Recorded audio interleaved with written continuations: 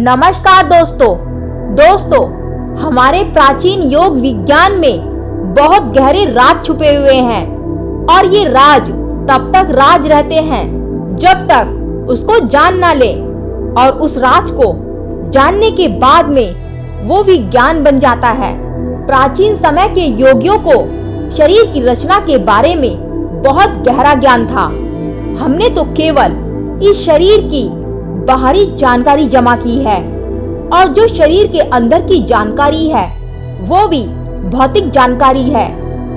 हमारे बहुत पुराने ऋषि मुनियों के पास हमारे सूक्ष्म शरीर की जानकारी थी, या मैं यूं कहूं कि शरीर के पार का ज्ञान क्या था, ये सारा ज्ञान उन्हें था। ये शरीर किस हिसाब से बनाया गया है, ये सभी ज्ञान उन्हें था। अगर आप इस सृष्टि का ज्ञान हासिल करना चाहते हो तो आपको अपने इस शरीर के बारे में जानना बहुत जरूरी है। इस शरीर में बहुत गहरे राज छुपे हुए हैं। इसे आप तभी समझ पाओगे जब आप अपनी प्राण वायु के साथ में अंदर जाना शुरू करोगे। आत्मा, परमात्मा, शरीर और ऊर्जा को समझना चाहते हो तो उसका सबसे आसान तरीका है प्राण और आत्मज्ञान। हमारे पुराने चिकित्सा शास्त्रों में प्राण वायु का बहुत गहरा वर्णन है। मतलब इन सांसों की दो दिशाएं होती हैं, जैसे कि एक दिशा ऊपर की तरफ जाती है जिसका नाम प्राण है, और एक दिशा नीचे की तरफ आती है जिसे योग में आत्मज्ञान कहा गया है।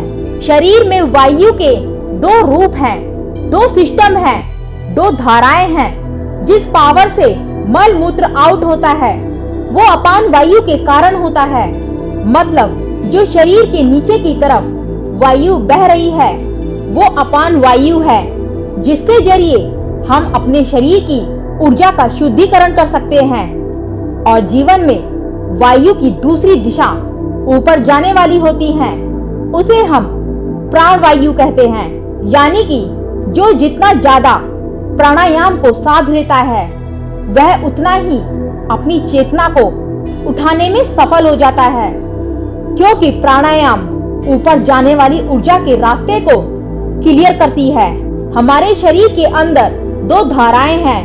इन दोनों धाराओं के बीच में परमात्मा का वास है। परमात्मा परम सत्य है। उसे आप जो भी नाम देना चाहते हो वो दे सकते हो। मतलब वो एक ही है, वही परम सत्य है। वो जो सब कुछ नियंत्रण में रखने वाली आत्मा है, वो इन दोनों धाराओं के बीच में स्थित है।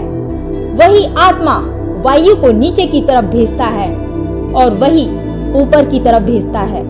मतलब जो ऊपर की तरफ जाए वो प्राण वायु है, और जो नीचे की तरफ आती है वह अपान वायु है। लेकिन दोस्तों, आपको अपने अपान पर काम नहीं करना है, ध्यान देना जरा, बल्कि आपको अपनी प्राण वायु को बढ़ाना होगा।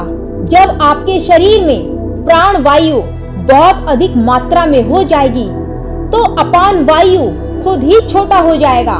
मतलब जब आपकी ऊर्जा ऊपर की तरफ बहने लगती है तब आपके चेहरे पर तेज, ओजस ये सब आने लगता है। आपकी बढ़ती हुई उम्र थम जाती है। इसलिए प्राणायाम का योग में बहुत अधिक महत्व है, क्योंकि प्राणायाम ऊर्जा को ऊपर की तरफ धक्का देता है। जब ऊर्जा ऊपर की तरफ बहने लगे तो कुंडलिनी सक्रिय होने लगती है, और जब हमारे अंदर ऊर्जा का बहने का वह चैनल बिल्कुल साफ हो जाता है तो ऊर्जा बहते बहते हमारे मस्तिष्क में पहुंच जाती है। तब आपका सहस्त्रार चक्र एक्टिवेट हो जाता है।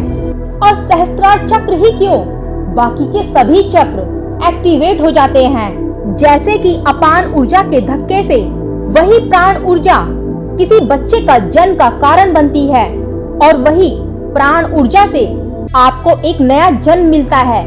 लेकिन अगर यह प्राण वायु मस्तिष्क तक आ जाए तो समझो तुम्हारे वारे न्यारे पक्के हैं, क्योंकि यह हजारों लाखों साधकों में किसी एक दो के साथ ही होता है। इसलिए एक सच्चा योगी अपने सांसों के साथ लय बना लेता है। प्राणायाम करता है, उस प्राणायाम के जरिए अपनी इच्छाओं पर अंकुश लगाता है, जिसके कारण उसके दिमाग में गलत विचार ना आए। तुम्हारी यही सांसें मूल जड़ों तक लेकर जाती है। अगर यहाँ पर सुधार हो गया तो आपकी सभी समस्याएं खत्म हो जाएंगी। ब्रह्मचर्य साधने की प्रतिज्ञा नहीं लेनी पड़ती है, वो खुद ही अपने आप सध जाती है। तो दोस्तों, वीडियो कैसी लगी कमेंट करके जरूर बताना और वीडियो को लाइक जरूर करना। नमस्कार दोस्तों।